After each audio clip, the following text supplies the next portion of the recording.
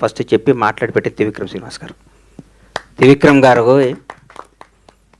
పొరపాటున ఎవరో fan phone చేస్తే మనం ఏ మూడ్లో ఉన్నామో నోరు జారటం వల్ల చాలా తప్పు చేశానని ఫీల్ అయ్యాను, చాలా బాధపడిన. తర్వాత ఇద్దరు మాట్లాడుకున్నది వేరే విషయం. కానీ ఈ సందర్భంగా ఆయన క్షమాపణ చెప్పాల్సిన బాధ్యత నాకుంది. నాకు ఈ సినిమా రావటానికి, ఈ సినిమాని గణేష్ హరీష్ శంకర్ డైరెక్టరు, నేను ఫస్ట్ ఆ సినిమా కొన్న నాతోనే కొనిచ్చాడు హీరో గారు. సోను సూద్ తీన్మార్ షూటింగ్ జరుగుతుంటే ఈ గబ్బర్ సింగ్ని దబాంగ్ సినిమా బ్లాక్ బస్టర్ అయింది, అది కొను అని చెప్తే హీరో గారితో మాట్లాడకుండా కొన్న హీరో గారు చేస్తాను, ఆయన సొంతంగా చేసుకుంటాను, హరీష్ శంకర్ డైరెక్షన్ పెట్టుకొని చేసుకుంటాను అన్నారు. మొత్తం ఫోటోషూట్ కూడా అయిపోయింది, గుర్తుందా నీకు?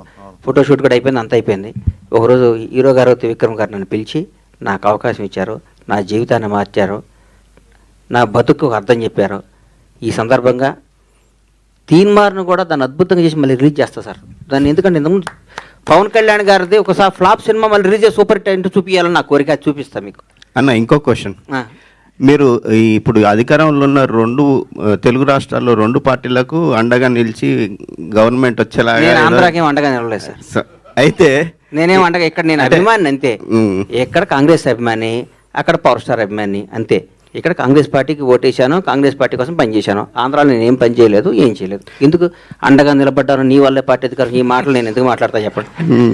కానీ అంటే నా క్వశ్చన్ ఏంటంటే, మీకు రేవంత్ రెడ్డి గారు ఏదో కీలక పదవి అప్పగించి, నాకు ఏ పదవులు వద్దు నాయన, నీకు దండం పెట్టిన సినిమా తీయాలి, ఎమ్మెల్సీ వద్దు. నాకు సినిమా తీసే ఉన్న కిక్కు, దీంట్లో ఉన్న మజా, దీంట్లో ఉన్న ఆనందం, దీని సినిమా బ్లాక్ బస్టర్ కొట్టి నా భార్య పిల్లలతో అట్లా పడుకుంటే వచ్చే తృప్తి నాకు ఏ ముఖ్యమంత్రి పదవి వచ్చినా రాదు. నాకు ఎమ్మెల్సీ రాజ్యసభ ఇస్తుంటారట కదా, ఏం నాకు వద్దు అని చెప్తున్నా, మీకు మీ ద్వారా చెప్తున్నా, నాకు ఏ పదవి అదే మీ ద్వారానే చెప్తున్నా, నాకు ఏ పదవి వద్దు. నేను సినిమా బ్లాక్ బస్టర్ సినిమా తీయాలని విష్ చేయండి, నాకు నన్ను ఆశీర్వదించండి. మండల గణేష్ గారు అన్న అంటే యాక్చువల్గా 7 సంవత్సరాలు తర్వాత తప్పిపోయిన పిల్లవాళ్ళగా అని చెప్పేసి అంటున్నారు. మరి ఎందుకు తప్పిపోవాల్సిన అవసరం ఎందుకు వచ్చింది? ఇప్పుడేమో మీ ఆత్రత చూస్తుంటే అర్థం ఉంది. ఇప్పుడు మీరు ఇప్పుడే సినిమా అనౌన్స్ చేసేలాగా ఉన్నారు మీ ఇది చూస్తుంటే కనుక.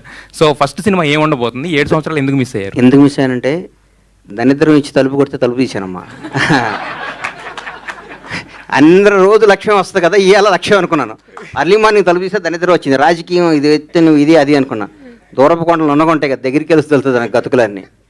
రాజకీయాల్లో ఒకటి గుర్తుపెట్టుకోమ్మా, సినిమా ఇండస్ట్రీలో అందరినీ మొక్కుకుంటూ మన టాలెంట్ని చూపించుకుంటూ పైకి రావాలి బాబు, ఇది మొక్కుంటూ.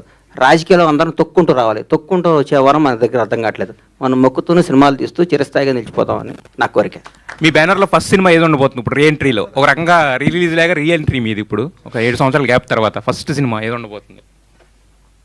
ఒక్క 20 డేస్లో 1 మంత్లో అనౌన్స్ చేస్తాను. ఎందుకంటే ఒకసారి నోటుగుండ వచ్చి నాకు వెనక్కి వెళ్ళకూడదు, పని తప్పైపోతాం. అది ఒక నోటుగుండ బయటకు వచ్చిందంటే దాని మీద కట్టుబడి ఉండాలి. కాబట్టి బ్లాక్ బస్టర్ సినిమాలు తీస్తా, వరుస పెట్టి సినిమాలు తీస్తా. సినిమానే జీవితం. Wish you all the best అండి. సత్యనారాయణ గారు నాకు 24